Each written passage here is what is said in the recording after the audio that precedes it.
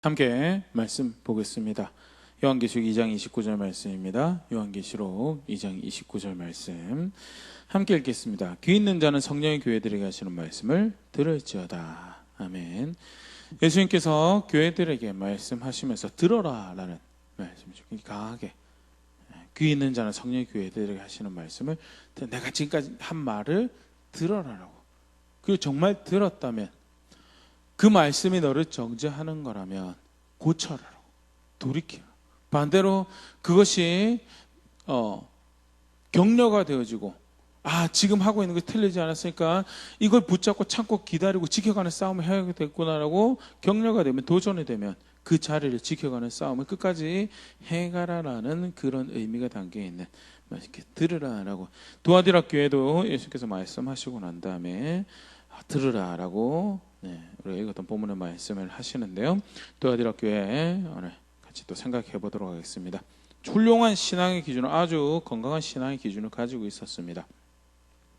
사도와 선지자들을 통해 전해준 복음과 그 복음에 합당한 삶에 대한, 신앙에 대한 좋은 기준을, 삶의 자세에서 신앙을 고백하고 이웃 사랑으로, 주를 향한 믿음으로 교회 안에 신앙의 형제 자매들을 섬기는 것으로, 또 하나님 나라를 기대하고 기다리고 참고 인내하는 것에서 그렇게 신앙이 고백되어야 되는 기준들을 가지고 있었고, 나아가서 거기서 성숙해져고 성장하고 자라가는 그런 자리에 있었던, 그것을 함께 공유하고 그런 신앙적 토양과 그 함께 고백할 수 있는 그런 교회였던 것이 두아디라 교회가 칭찬받는, 인정받는 모습이었죠. 그런데 잘못한 것이 이제 등장을 합니다.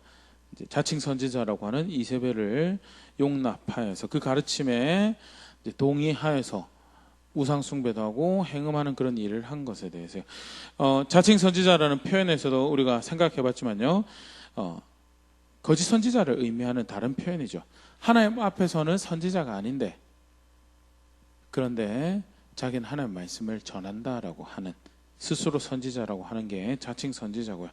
구약에서 사역했던 거짓 선지자들의 모습을 우리가 살펴보면서 두아디라 교회가 용납한, 허용한 그릇된 선지자의 모습이 어떤 건지에 대해서 연상을 해봤었는데요.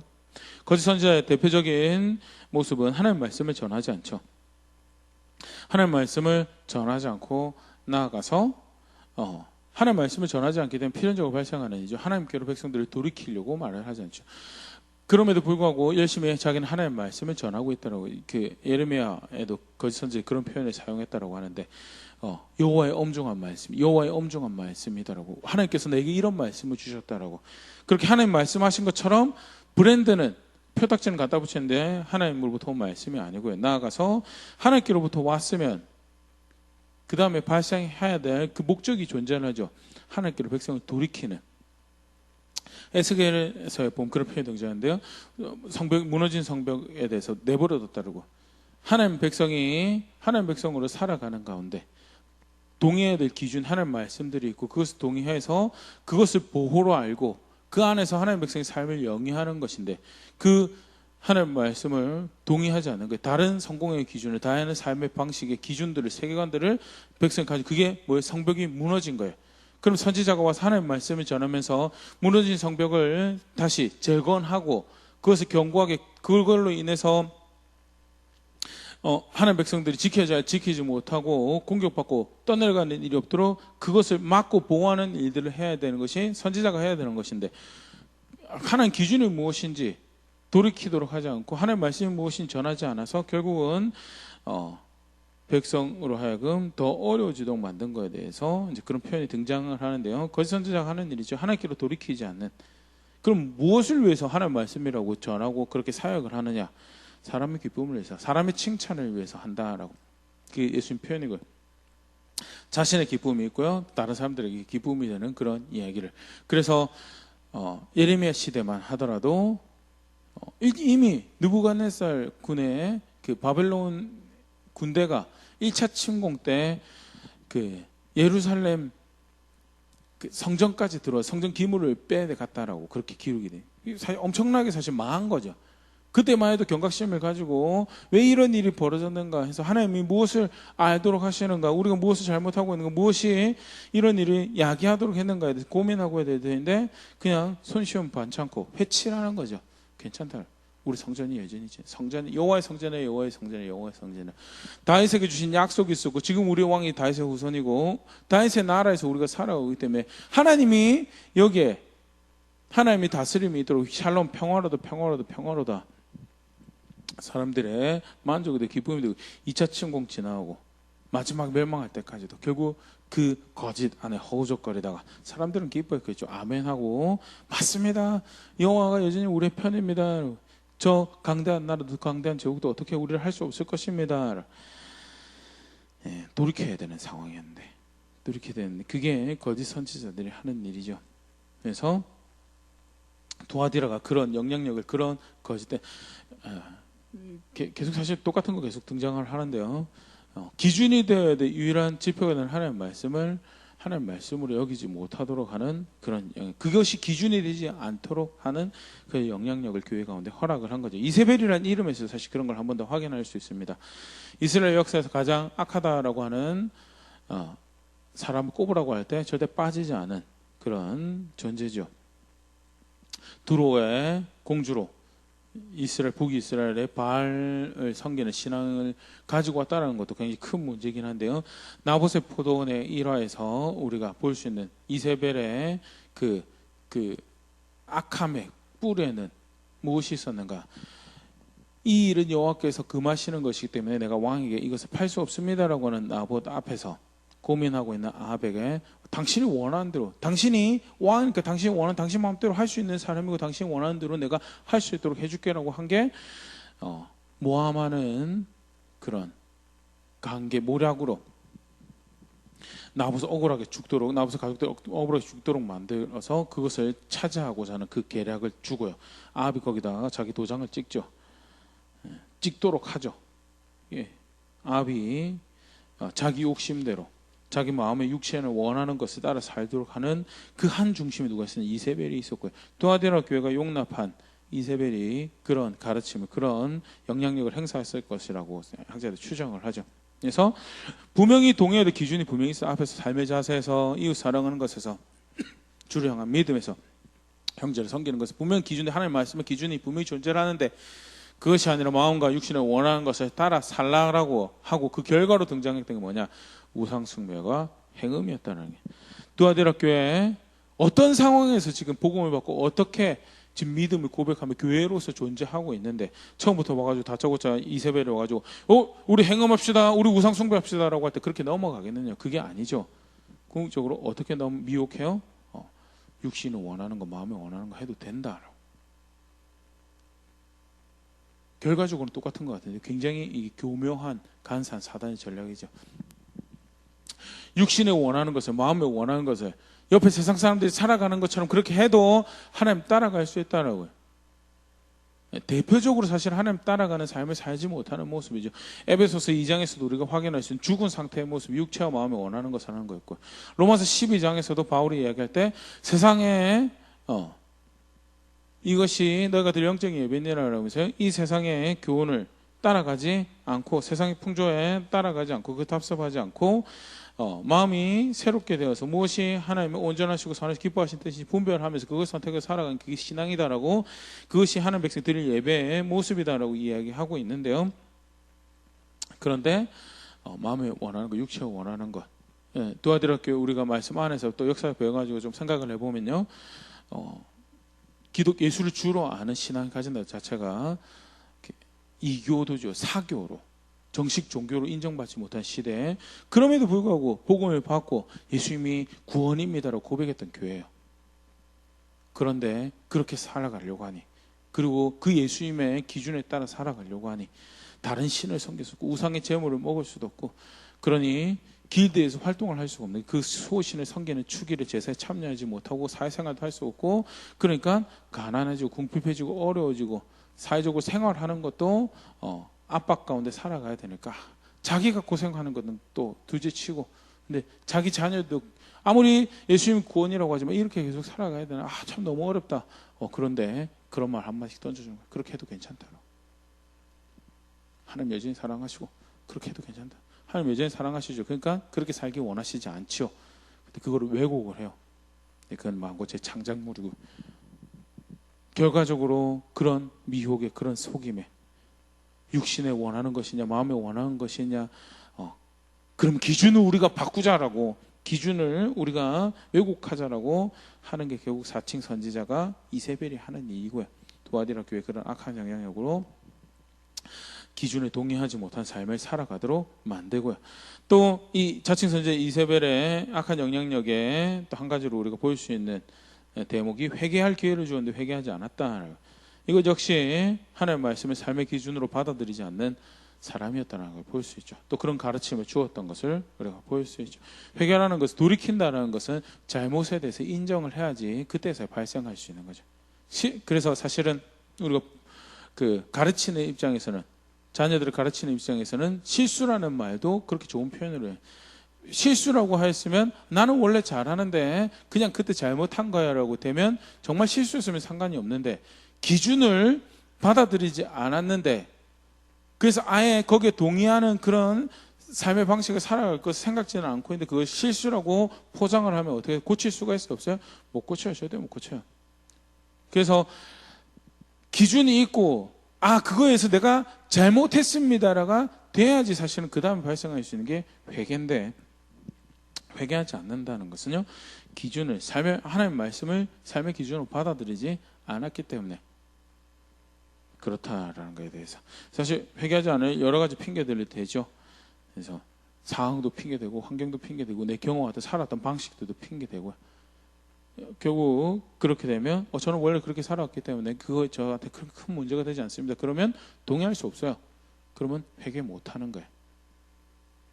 저 옛날부터 교회 그렇게 다녔는데 저 그렇게 살아왔었는데 그러면 회개 못해요. 옆 교회가 그랬는데요. 회개 못해요. 제가 잘 아는 어떤 그 신앙생활 잘하는 권사님이 그렇게 했는데요. 그러면 회개 못해요. 회개를 한다는 건요. 하나님 말씀이 그거를 죄 있다라고 할 때 그거를 일단은 동의해서 그것이 뭐라고 하든 그것을 아무리 나를 정죄하고 어렵게 만들어도 그것을 일단 동의를 해야지 그 다음에 발생할 수 있는 게 회개인데 회개하지 않았다라고 할 때 하나님 말씀을 삶의 기준으로 받아들이지 않는 그런 가르침, 사람, 무리였던 것을 우리가 볼 수 있고요. 두아디라 교회가 그런 신앙의 가르침을 또는 그릇된 신앙에 대한 이해를 받아들인 거죠. 정황성 볼 때 모두 다 그렇게 간 것 같지는 않아요. 그런데 많은 수가 거기에 휩쓸려고 따라가고 그런 선택들을 이제 만들어가는 것들에 대해서 잘못된 선택을 한 것에 대해서 하나님께서 심판하시겠다고 하십니다. 그게 오늘 같이 생각해 볼 부분인데요. 요한계시록 2장 22절 23절 볼자다 내가 그를 침상에 던질 터여 또 그와 더불어 간음한 자들도 만일 그의 행위를 회개하지 아니하면 큰 환난 가운데 던지고 또 내가 사망으로 그의 자녀를 죽이리니 모든 교회가 나는 사람의 뜻과 마음을 살피는 자인 줄 알지라 내가 너희 각 사람의 행위대로 갚아주리라. 먼저는요 질병으로 심판하실 것에 대해서 말씀하십니다. 22절에 그 거짓된 선생을 먼저 침상에 던진다는 말은 질병으로 드러놓게 하겠다라는 병으로 드러놓게 하겠다라는 말씀이고요. 23절에 내가 사망으로 그의 자녀를 죽이리라는 말은 그 죽음에 이르는 전염병으로 그 자녀들을 죽일 것이다라는 그런 표현으로 이해를 합니다. 그러니까 가르친 선생이나 그 영향력을 준 가르침이나 그 다른 사람들이나 돌이키지 않는 그 모든 자들에게 내가 병으로 심판할 것이고 나아가서 그와 더불어 간음하는 자들도 그 행위를 회개하지 않으면 큰 환난 가운데 그와 더불어서 육신을 원하는 것 쫓아가며 기준에 동의하지 않고 회개하지 않는 자들을 환난으로 죽음으로 심판할 것이다. 그러면서 그걸 통해서 교회 가운데 분명히 내가 다시 확인할 것이다. 무엇을?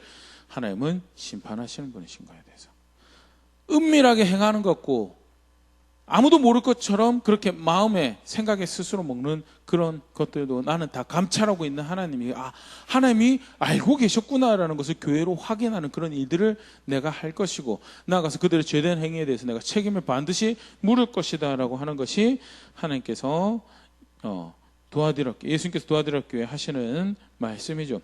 하나님 심판을 안다는 것은, 또는 심판하신 하나님을 안다는 것은 하나님이 능동적으로, 적극적으로, 역동적으로 살아계실 뿐만 아니라 나아가서 경영하고 계시는 분, 다스리시는 분이시는 것에 대해서 분명하게 주시는 가르침이자 말씀인데요. 예레미야 17장 10절에도 동일하게 말씀하신, 나 여호와는 심장을 살피며 폐부를 시험하고 각각 그의 행위와 그의 행실대로 보응하나니. 사람의 가장 깊은 장기, 깊은 속까지도 하나님은 알고 계시고 그 생각대로, 그 계산대로, 그 원하는 대로 만들어내는 제된 선택에 대해서 보응하신다라고. 반대로 긍정적이라면 하나님을 존중하고, 그래서 하나님 무엇을 원하시는지에 대해서 고민하고 나아가 그것대로 하나님 뜻을 쫓아서 하나님 말씀에 따라서 선택하는, 거기에도 보응하신다는 말씀이죠. 실제로 이제 두아디라 교회에 계속해서 그 부분에 대해서 말씀하시는데요. 자기 자리를 지킨 성도들에게 상을 주시고, 또 거기에 그 바른 선택을 격려하고 지지하는 하나님이신 것에 계속 말씀하시는데요. 먼저는 그 신실한 성도에 대한 묘사에 대해서 좀 이렇게 생각을 해보면, 요한계시록 2장 24절, 두아디라에 남아있는 이 교훈을 받지 아니하고 소위 사탄의 깊은 것을 알지 못하는 너에게 말하노니 다른 짐으로 너에게 지울 것은 없노라. 먼저는요, 미혹이 있었던 것에 대해서 우리가 볼 수 있습니다. 미혹이 어떤 형태로 있냐? 사단의 깊은 것이다.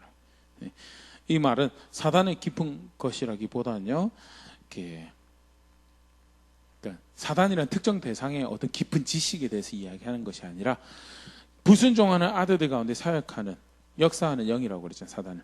그래서 하나님 말씀을 하나님 말씀대로 받지 아니하는데 나름 영적인 깊은 것이, 하나님의 깊은 뜻을 알았다라고 하는, 또 영적인 우리가 그런 놀라운 체험까지도 이야기하는 학자들도 있는데요. 어떤 영적인 체험, 영적인 지식들을 교회 10년 다녔냐고, 20년 다녔냐고, 근데 이런 거 아직 못했냐라고. 영적인 체험들, 영적인 지식들, 이런 것이 있고, 이것을 아는 것이, 이것을 쫓아가는 것이 그게 신앙이다라고 하면서 가문이설로 자기들 철학에 동조하게 만들고 이렇게 하는 그런 모습들이 이제 자칭 선지자라고 하면서 이세벨이 했던 사역의 모습이었던 것 같아요. 학자들이 이런 정황으로 볼 때 이세벨도 초대교회 이단, 큰 이단, 대표적인 이단이죠. 영지주의의 어떤 영적인 지식을 이야기하면서 결국 사도와 선지자로부터 받은 복음에서 떠나도록 만드는, 좀 낡고 오래된 듯한 구닥다리 같은 그런 사도와 선지자의 복음에서, 그리고 그들이 가르쳐준 신앙의 기준들에서 영적인 지식이 있다고, 뭔가 새로운 영적인 지식이 그런 것도 몰랐냐라고 하면서 깊은 비밀이 있다라고 이야기하는 그런 사조들이 이제 그런 영적인 지식을 통해서 구원받는다고 했던 이단들이 있었고요. 이제 이세벨도 그런 계통이 아니었을까 이제 추정을 하는데요. 미혹들이 있습니다. 미혹들이 있는데 그 미혹 앞에서 자기들이 지켜갔죠.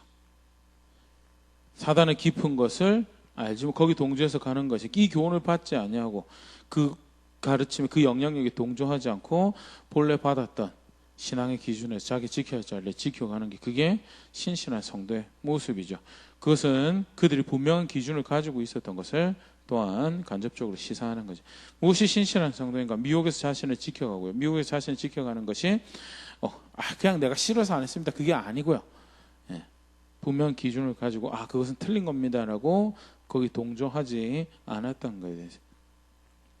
요한에서 4장 6절 보면 사도 요한이 그런 이야기를 하는데, 우리는 하나님께 속하였으니 하나님을 아는 자는 우리의 말을 듣고 하나님께 속하지 아니한 자는 우리의 말을 듣지 아니하나니 진리의 영과 미혹의 영을 이로써 아느니라.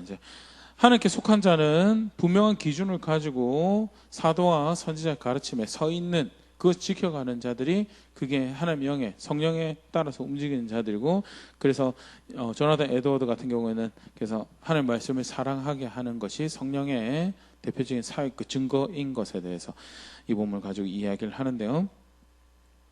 분명한 기준을 가지고, 두아디라 교회 같은 경우는 요한계시록 2장 19절에 앞에도 이야기 잠깐 했었지만요, 내가 너의 사업과 사랑과 믿음과 성경과 인내를 아느니 너의 나중 행위가 천국보다 많도다라고 하면서 분명한 신앙의 기준을 가지고 있어요. 예수님을 믿는다라고 할 때 고백해야 될 신앙의 분명한 자세들, 그 기준을 분명히 가지고 있었고요. 그 기준에 서서 자칭 선지자라고 하는 이세벨이 하는 이야기가 그 미혹 앞에서 뭔가 세련되고 뭔가 느낌이 있는 것 같고 어떤 종교적 카타르시스를 자아내는 것 같고 나아가서 삶이 좀 편안해지는 그런 미혹 앞에서도 분명히 지켜야 할 자리를 지킨 그게 신실한 성도의 모습이죠. 구닥다리처럼 낡은 것처럼 여겨진 기준들을요. 시편 19편 7절 8절 기자처럼 여호와의 율법은 완전한 영혼을 소성시키며 여호와의 증거는 확실하고 우둔한 자를 지혜롭게 하며 여호와의 교훈은 정직하여 마음을 기쁘게 하고 여호와의 계명은 순결하여 눈을 밝게 하시도다 하면서 여전히 이 말씀이 사도와 선지자를 통해서 주신 이 기준이 내 영혼을 소성시키고 나를 지혜롭게 하며 나의 마음에 기쁨이 되고 내 눈을 밝히는 말씀입니다. 그렇게 고백하는 자세가 사실은 미혹에 넘어지지 않을 수 있는 중요한 모습이죠. 그게 도아디라 교회에서 칭찬받는 성도들이 가지고 있었던 모습, 분명 기준을 통해서 미혹에서 자신을 지켜가고 있었고요. 그러면서 그들에게 예수님이 당부하시는 말씀이 있죠. 끝까지 그 자리를 지켜가라라고. 요한계시록 2장 25절. 다만 너에게 있는 것을 내가 올 때까지 굳게 잡으라. 끝까지 그것을 지켜가는 것이 신실한 칭찬받는 성도의 모습인 것에 대해서 데살로니가후서 2장 15절에서도 동일한 말씀을 사실 신약 성경 곳곳에 신실한 성도의 중요한 모습의 하나로 이야기하고 있는 것이 받은 것을 끝까지 꼭 굳게 지켜가는 것이 그게 성도가 자기 신앙을 고백하는 모습이다는 데살로니가후서 2장 15절 그러므로 형제들아 굳건하게 서서 말로나 우리 편지로 가르침을 받은 전통을 지키라. 여기 전통은 바리새인들 유전 같은 게 아니고요. 사도들의 나는 이런 식으로 신앙생활했어라는 그게 아니고요. 사도들과 그리스도에게 복음 받은 사도들과 선지자를 통해서 전해준 복음을 하나님 말씀을 의미하는 거고요. 말로나 또는 편지로나 그런 가르침을 받은 그 우리가 가르쳐준 그 전통에서 그것을 굳건하게 끝까지 지켜가라라고 하는 거예요. 그게 데살로니가 교회에도 바울이 편지하면서 하는 권면이죠. 그게 신앙, 그게 신실한 성도의 참된 고백의 모습이고요. 디모데후서 3장 14절 17절 말씀에 대해 14절에 디모데에게 바울이 편지하면서 그러나 너는 배우고 확신한 일에 거하라. 너는 네가 누구에게서 배운 것을 알며 또 어려서부터 성경을 알아내니 성경은 능히 너로 하여금 그리스도 예수 안에 있는 믿음으로 말미암아 구원에 이른 지혜가 있게 하느니라. 누구에게 배운 것을 안다는 게 사도 바울이 어떠한 존재인지를 아는 거죠. 그리스도의 사도이며 하나님 말씀에 특별한 하나님 소명 가운데 하나님 말씀을 전하던 선생인 거에 대해서 그렇기 때문에 나에게 배운 사도와 선지자 전해준 그 복음에서 배우고 확신한 것에서 거기에 거하고 있어. 거기에 붙어 있으라라고. 디모데에게 편지하던 상황도 마찬가지죠. 거짓된 선생들이, 거짓된 입술들이, 거짓된 말씀들이 이미 초대교회에서부터 판을 치고 미혹하고 속이고 길을 흐트러뜨리는 일들을 하는데 사랑하는 후배 사역자이자 아들 같은 디모데에게 배우고 확신한 일에 거하라. 처음 배운 그 말씀에 거하고 있으라면서 그것이 무엇과 캐릭터 되어지는지 그 다음에 등장을 하고 있죠. 성경이다는 성경 하나님 말씀이 그러면서 우리가 너무 잘 아는 그 말씀이 하나님 말씀이 충분한 거에 대해서 3장 16절부터 쭉 설명하죠. 모든 성경은 하나님의 감동으로 된 것으로 교훈과 책망과 바르게 함과 의로 교육하기에 유익하나니 이는 하나님의 사람으로 온전하게 하며 모든 선한 일을 행할 능력을 갖추게 하려 함이라 하면서 그 하나님 말씀이면 충분하다. 그 하나님 말씀이 충분하다. 그래서 거기에 거하고 그것을 내가 가르쳐준 대로 붙잡고 지키고 있으라. 히브리서에도 동일한 가르침이 등장합니다. 히브리서 3장 14절 우리가 시작할 때 확실한 것을 끝까지 견고히 잡고 있으면 그리스도와 함께 참여한 자가 되리라. 시작할 때 확실한 것을 끝까지 견고히 잡고 있으면 사실 이 말을 이제 옛날에 내가 했던 신앙 방식 이런 내가 옛날에 이해했던 방식 이런데 그거 고집하라는 게 아니죠. 우리 말씀을 계속 공부해 가야 됩니다. 내가 바르게 읽고 있는지 혹여라도 내가 틀리게 보는 부분들은 없는지 선배들의 조언이라든지 학자들의 조언을 참고 삼아서 계속해서 말씀을 공부하고 새롭게 그 안에서 이미 주어진 말씀이 무엇을 그것을 통해서 가르치시고 그것을 통해 보게 하신 무엇이 그 가운데 하나님께서 밝히 증거하신 기준이고 목적인 뜻인지를 계속해서 공부하고 알아내야 되죠. 그런데 그거 말고 이제 새로운 신앙의 모습들을 만들어가는 것들이 있죠. 왜? 옛날 오래된 말씀에 근거해서 신앙생활하면 좀 이렇게 뭐랄까 구식이니까, 심심하니까, 재미가 별로 없으니까. 그래서 자칭 여선지자도 만들어내고요, 예언가들도 만들어내고요, 새로운 신앙에 대한 감동을 쫓아가는 새로운 신앙에 대해서 만들어가는 거에 대해서 굉장히 이제 많은 부분들을 우리가 찾아볼 수 있습니다. 시작할 때 확신한 것을 끝까지 견고히 잡고 있으라라고. 너에게 있는 것을 분명한 기준들을 그거 틀리지 않았으니까 그거 붙잡고 지속적으로 싸워가라는 거에 대해서, 그게 자기 자리를 지키는 성도의 모습이죠. 분명한 기준을 가지고 있어서 미혹에 넘어가지 않고요, 나 분명한 기준을 가지고 있기 때문에 그것을 끝까지 지켜가는 싸움을 하는 신실한 성도의 모습에 대해서 두아디라 교회 칭찬하시면서 도전하시고, 그 선택에 대해서 거기에 대해서 내가 보응할 것이다 라는 것이 이제 그 다음 등장합니다. 요한계시록 2장 26절 28절. 이기는 자와 끝까지 내 일을 지키는 그에게는 만국을 다스리는 권세를 주리니 그가 철장을 가지고 그들을 다스려 질그릇 깨뜨리는 같이 하리라. 나도 내 아버지께 받은 것이 그러하니라. 내가 또 그에게 새벽별을 주리라. 바른 선택을 한 것에 대해서, 바른 선택인 거에 대해서, 그게 신앙이고 그게 믿음의 고백인 거에 대해서, 네가 나를 그렇게 믿느냐, 그럼 내가 너에게 그 믿음에 합당한, 내가 주기로 약속한 것들을 내가 너에게 주겠다는 것이, 다스릴 권세를 준다라는 거예요. 두아디라 교회에게만 새롭게 이야기하신 게 아니죠. 디모데후서 2장 11절 12절 말씀. 미쁘다 이 말이요, 우리가 주와 함께 죽었으면 또한 함께 살 것이요, 참으면 또한 함께 왕노릇 할 것이요, 우리가 주를 부인하면 주도 우리를 부인하실 것이라. 다스릴, 성도에게 다스릴 권세가 주어질 거에 대해서 참고 인내하고 기다리는 정말 바른 신앙의 자리에 있었던 모든 성도에게 약속된 모습이 그와 함께 왕노릇 할 것이다라는, 요한계시록 20장 4절에서도 또 내가 보좌들을 보니 거기에 앉은 자들이 있어 심판하는 권세를 받았더라. 또 내가 보니 예수를 증언한가 하나님의 말씀 때문에 목배움을 당한 자들의 영혼들과 또 짐승과 그의 우상에게 경배하지 아니하고 그들의 이마와 손에 그의 표를 받지 아니한 자들이 살아서 그리스도와 더불어 천년 동안 왕노릇 하리니. 성도가 왕노릇 할 것에 대해서 사실 구체적으로 어떤 식으로 할지는 잘 모르겠습니다. 그런데 분명한 것은 믿음 신실하게 고백한 모든 하나님 백성에게 약속하신 거죠. 더불어 천년을 왕노릇 할 것이다. 또는 그와 함께 참으면 그와 왕노릇, 또 비슷한 뉘앙스를 찾아볼 수 있는 게 그와 함께한 상속자가 될 것이다. 갈라디아에서도 로마서에서도 이제 이야기하시는 그런 부분들이 이제 그리스도와 함께 왕노릇 할 거에 대한 이제 연상을 하도록 하는 그런 표현들인데요.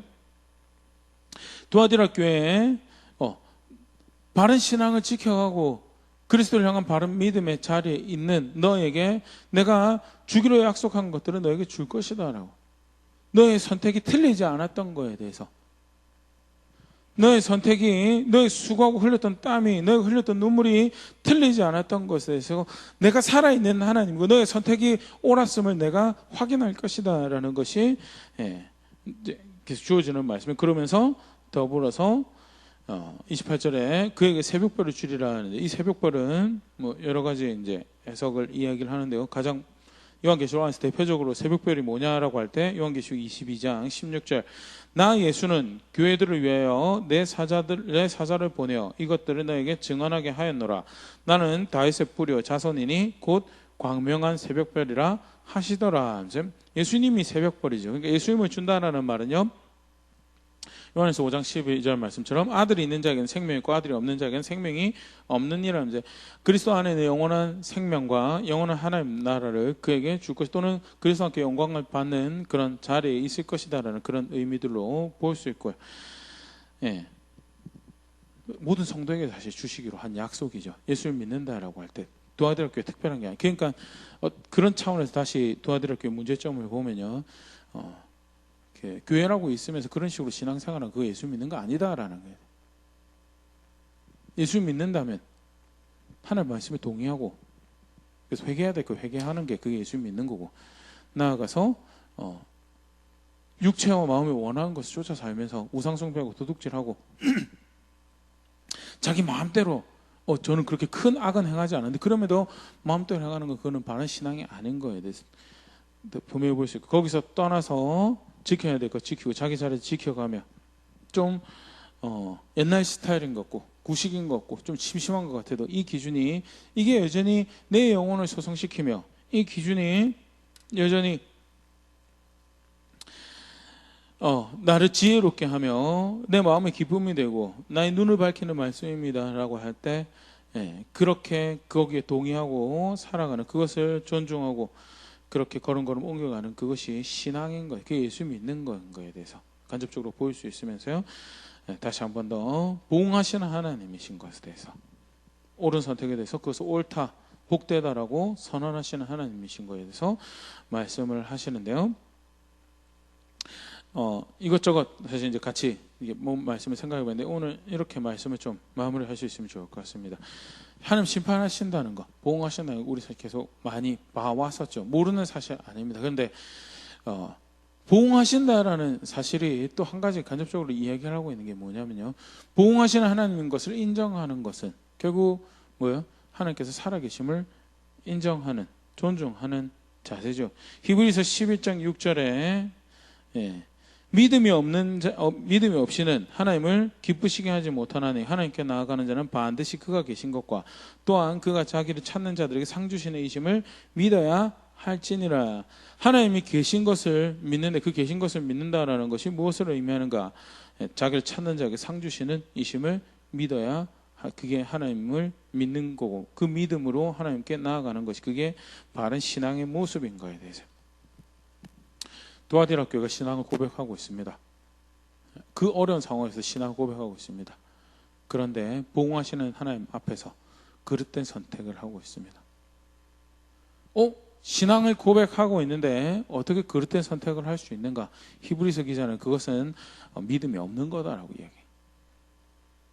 그럼 믿음이 뭔데? 믿음은 하나님이 계시는 것과 그가 보응하시는 분이신 거예요. 물론 히브리서 11장 6절에는 긍정적인 부분을 이야기하고 있죠. 보응은 두 가지 측면이 있죠. 잘못한 것에 대해서는 죄책을 물으시는 거고, 잘한 선택에 대해서는 상급이랑 축복이 있는 거에 대해서. 결국 도아디라 교회의 마지막 다시금 심판할 것과 상 주실 것에 대해서 이야기하는 것은 바른 믿음의 자리로 돌아오고 내가 그렇게 살아있는 존재인 것을 인정하라는, 그래서 내 앞에서 살아가고 지금은 당장 억울하고 힘든 것 같지만 그 바른 선택을 하는 것이 결국 무엇을 의미하는 것인가?